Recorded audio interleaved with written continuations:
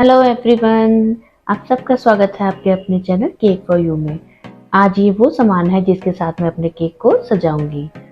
आज मैं बना रही हूँ हाफ केजी का पाइनएप्पल केक। इसके लिए मैंने स्पॉन्ज को बेक किया है 4.5 इंच के मोल्ड में। तो इसके बाद में अब मैं सबसे पहले केक की लेयरिंग करूँगी। तो सबसे पहले जो ऊपर की लेयर होती है वो मैं रिमूव कर दूँगी। उसके बाद में मैं अपने स्पॉन्ज को 3 इक्वल स्लाइसेस पे कट कर लूँगी। मैंने इमल्शन को आज केक के बैटर में ऐड किया है, यानी कि जब मैं स्पॉन्ज बनाने के लिए बैटर रेडी कर रही थी तब मैंने इसमें पाइनएप्पल इमल्शन की 2 से 3 ड्रॉप्स ऐड कर दी थी।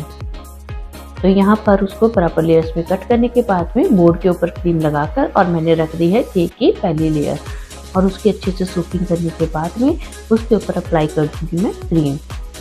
तो यहाँ पर अच्छे से क्रीम लगाने के बाद में सेम वे जैसे मैं पहले करती हूँ हमेशा क्रस्ट डालूंगी पाइनएप्पल का और उसके बाद में मैं डाल दूंगी पाइनएप्पल की स्लाइसिस को, जिसको छोटे छोटे पीसेस में कट किया था मैंने, और ऊपर डालने के बाद में और स्पून के साथ में ही मैं सेट कर दूंगी। यहाँ पर मैंने क्रीम को एक पाइपिंग बैग में डाल लिया है, जिससे कि जो साइड्स का गैप रह जाता है 2 लेयर्स के बीच में उसको अब फिल करने में आपको आसानी हो जाती है। आज मैंने 180 ml क्रीम को बीट किया है, क्योंकि जो आज मुझे केक को नोजल वर्क के साथ में कवर नहीं करना है, यानी कि इसकी जो डेकोरेशन है केक की आज वो विदाउट नोजल ही होगी।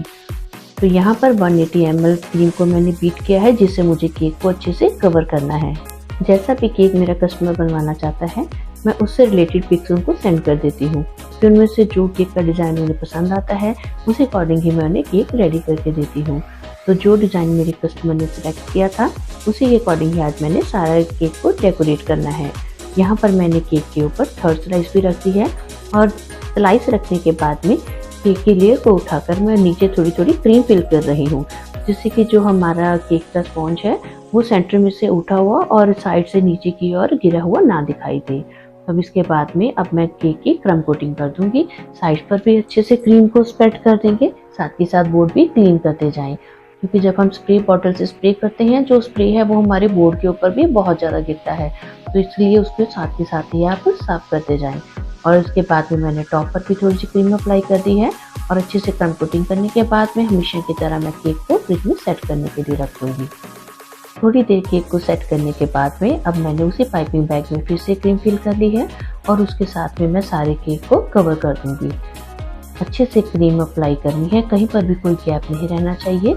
जितनी भी क्रीम है साइड पर लगाने के बाद में जो क्रीम बचेगी उसको मैं टॉप पार्ट के ऊपर अच्छे से स्प्रेड कर दूंगी। अब सबसे पहले हम करेंगे अपने टॉप पार्ट की फिनिशिंग। इसके लिए मैं पैलेट नाइफ लेकर उसको स्ट्रेट टॉप पार्ट के ऊपर रखते हुए और टर्न टेबल को घुमाते हुए अच्छे से केक की फिनिशिंग दूंगी। साइड्स पर भी मैं पहले पैलेट नाइफ के साथ में ही क्रीम को स्मच कर लूँगी।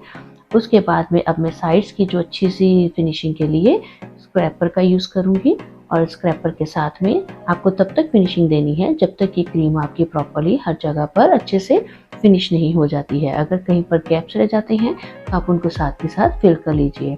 इसके बाद में जो टॉप पर क्रीम एक्स्ट्रा आ गई है उसको भी मैं पैलेट नाइफ से साफ कर दूँगी। ऊपर से सारी क्रीम को हटा देंगे।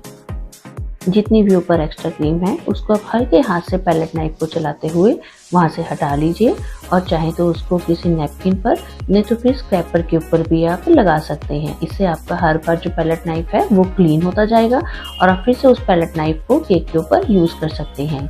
इतना काम करने के बाद में मैंने उसी छोटे वाले पैलेट नाइफ को लेकर केक के टॉप पार्ट पर रखते हुए और बोर्ड को घुमाना शुरू कर दिया है। इससे क्या है जो सेंटर में केक के टॉप पार्ट के ऊपर एक स्क्वायर डिज़ाइन क्रिएट हो गया है। इतना तो मेरा केक के ऊपर का काम था। मार्केट में जो प्लास्टिक का OHP शीट का स्क्रैपर सेट मिलता है उसी का एक पार्ट मैं यूज़ कर रही हूँ। को साइड पर रखकर और दूसरे हाथ से मैं टर्न टेबल को घुमाते हुए इसी स्क्रैपर को अप एंड डाउन करते हुए केक के साइड पर डिज़ाइन क्रिएट कर लूँगी। तो देखिए केक के साइड के ऊपर इस तरीके की वेव्स का डिज़ाइन आया है। आप चाहें तो OHP शीट खरीद कर उसकी आगे से फ्रंट से ट्रायंगुलर कटिंग करते हुए भी ये वाली शीट आप इस तरह का डिज़ाइन क्रिएट कर सकती हैं। उसके बाद में मैंने गोल्डन लस्टर डस्ट में थोड़ा सा इवापोरेक्स मिक्स किया है और उसको मैं ब्रश की हेल्प से जो केक की टॉप बाउंड्री है उसके ऊपर हल्का हल्का लगा दूंगी। इससे पहले आप चाहे तो केक को कुछ टाइम के लिए फ्रिज में रखकर सेट भी कर सकते हैं, बट मैंने ये काम साथ के साथ ही कर दिया है। अब जो मेरे पास गोल्डन वेपोरेक्स मिक्स हुआ लिक्विड बचा है, उसको मैं इसी तरीके से फिंगर्स के साथ में ही केक की साइड पर उसके ऊपर भी डाल दूंगी और थोड़ा थोड़ा केक के टॉप पर भी स्प्रे कर दूंगी। मैं आपको दिखाती हूँ कि इसके बाद में जो साइड से है वो केक का लुक किस तरह से दिख रहा है।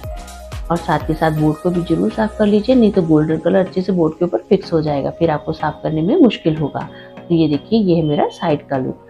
अब लास्ट में मैंने क्या किया है, मैंने गोल्डन फ्लेक का यूज किया है। उसको जो मेरा केक का फ्रंट पार्ट है उसके ऊपर मैं इस तरीके से थोड़ा थोड़ा कर कर लगा दूंगी।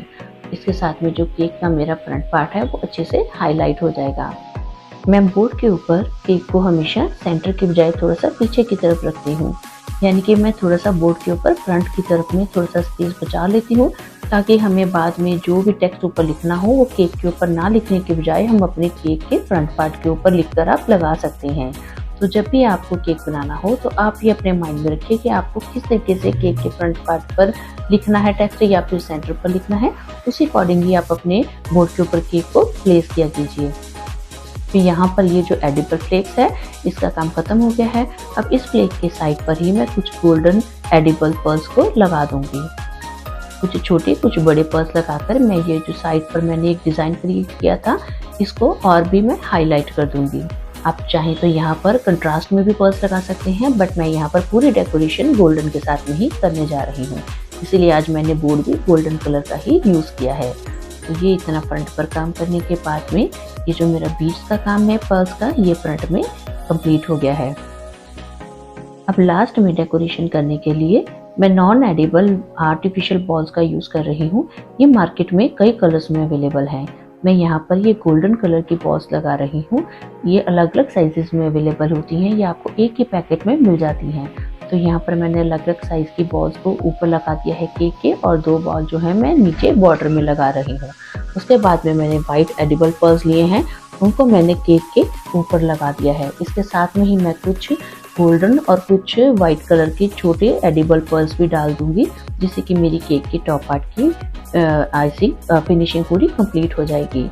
तो फ्रेंड्स, आपको मेरी ये वीडियो पसंद आती है तो प्लीज़ लाइक ज़रूर कीजिए, और अगर आप मेरे चैनल पर नए हैं तो प्लीज़ मेरे चैनल को सब्सक्राइब भी जरूर कीजिए और बेल बटन को जरूर प्रेस कीजिएगा।